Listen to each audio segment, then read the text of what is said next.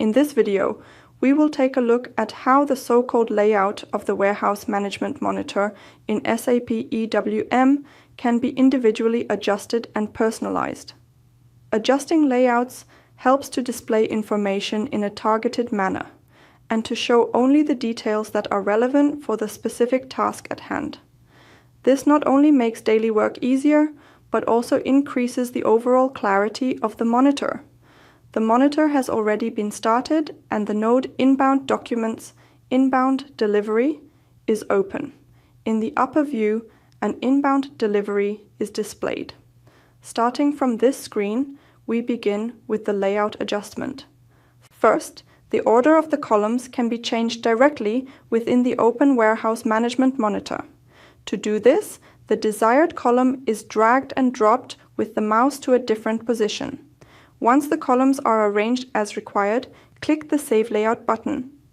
In the Layout field, enter a name for the layout as well as a description just below it. Then select User Specific and Default, depending on whether the layout should be available for other users or automatically applied when starting the current monitor view.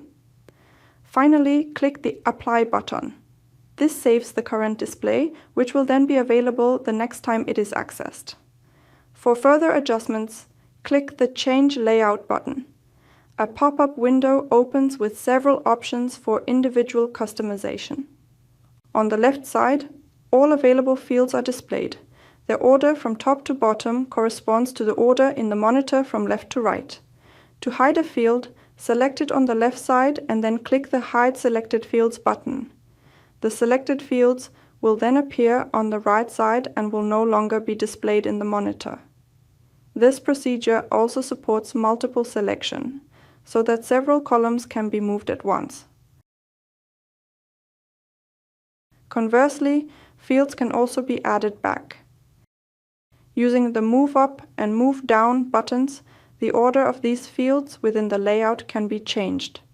To move a field completely to the front or left, use the Move to Beginning button.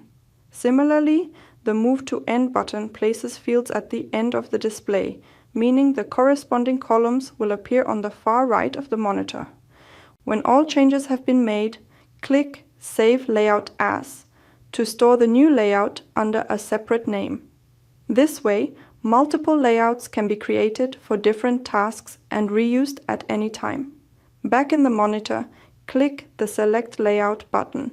A list of all available layouts opens, from which the desired layout can be chosen and applied with a single click. Finally, let's take a look at the Manage Layouts button. Here, saved layouts can be edited, deleted, or set as default. This allows each user to tailor the system to their individual requirements.